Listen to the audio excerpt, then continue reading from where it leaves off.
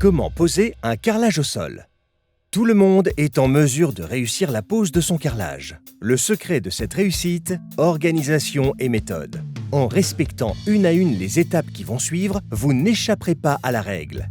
Pour votre sécurité, portez des gants de protection. Étape 1, l'avant-pose.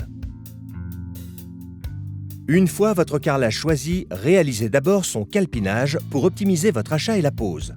Reproduisez à l'échelle sur un papier à petits carreaux la pièce que vous souhaitez carreler.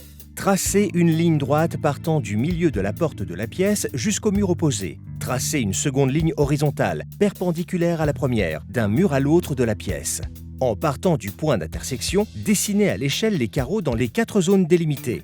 Le calpinage vous permet de connaître le nombre de carreaux nécessaires à la pose ainsi que les découpes que vous devrez réaliser. Lors de l'achat de votre carrelage, prévoyez environ 10% de carreaux supplémentaires en prévision des chutes liées aux découpes et pour conserver une petite réserve en cas d'incident.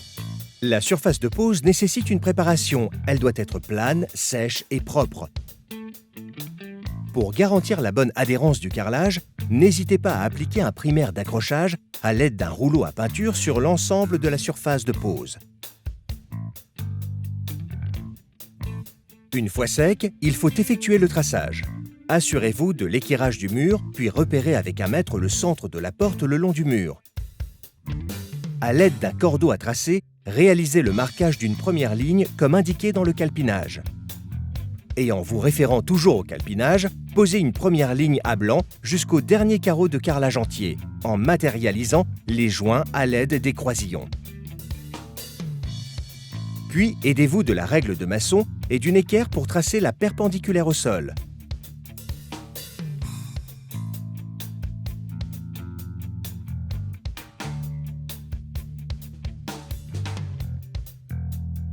Enfin, bloquez la règle qui vous servira de repère. Vous pouvez vous aider des carreaux de carrelage afin qu'elles ne bougent pas. Étape 2, pose des carreaux. Commencez par mélanger les carreaux de vos boîtes de carrelage pour éviter d'éventuelles différences de teinte. Dans un seau, dosez le mortier-colle et l'eau selon les préconisations du fabricant et utilisez un malaxeur à perceuse pour réaliser le mélange. Il doit être homogène et lisse. À la truelle, étalez la colle au ras de la règle de maçon sur une longueur d'environ 2 à 3 carreaux, en veillant à ce que l'encollage dépasse légèrement leur largeur. Et pour donner son épaisseur finale à la colle, striez-la avec une spatule crantée. Encollez ensuite le dos de votre premier carreau et alignez-le parfaitement dans l'axe des 2 tracés. Le maillet en caoutchouc vous permet d'ancrer le carreau dans la colle. N'hésitez pas à contrôler le niveau et de réajuster avec le maillet si besoin. Posez ensuite le second carreau le long de la règle puis tapotez avec le maillet la batte de carreleur.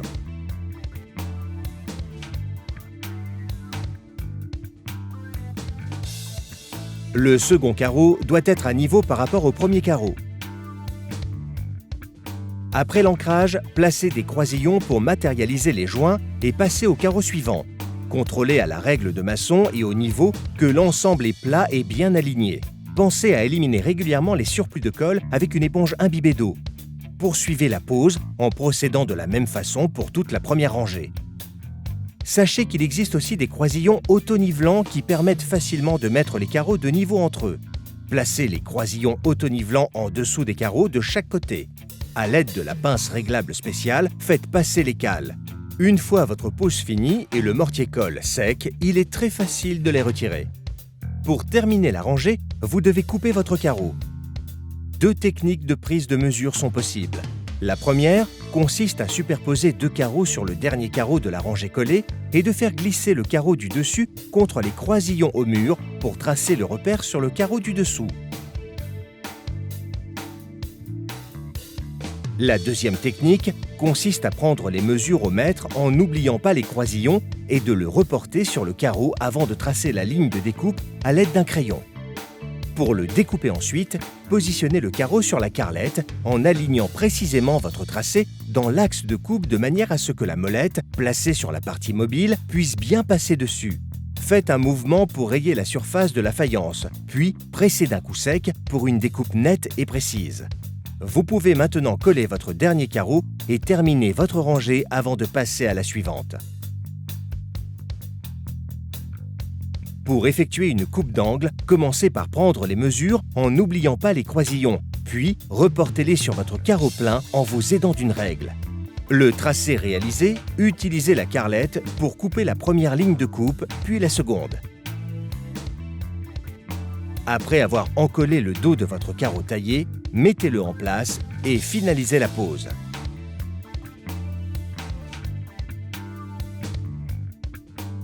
N'oubliez pas d'éliminer régulièrement les surplus de colle avec une éponge imbibée d'eau. En cas de canalisation, prenez les mesures et tracez la découpe au crayon gras.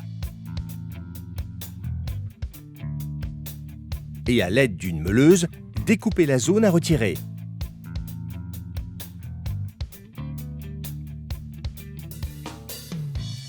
Enfin, collez votre carreau.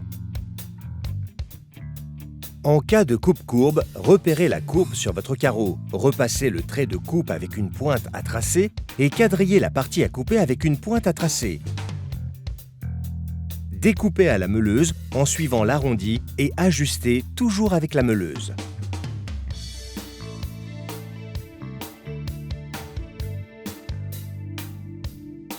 Étape 3. Pose des plinthes.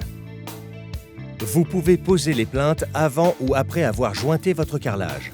Encollez le dos de la plinthe à la truelle et posez-la au mur en veillant à ce que ces joints coïncident aux joints du carrelage au sol. Placez des croisillons entre les plinthes.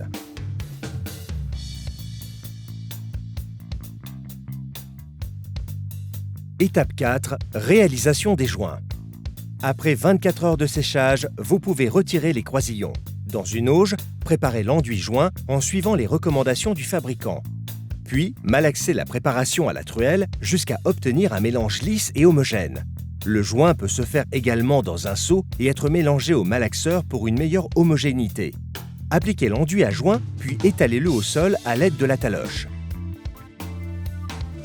Effectuez des passes obliques pour enlever les surplus sans creuser le joint. Après une pause de 10 minutes, lissez le joint avec une taloche éponge mouillée. Respectez le temps de séchage indiqué sur le produit et avec un chiffon sec, essuyez les carreaux pour éliminer le voile d'enduit. La pose de votre carrelage est terminée.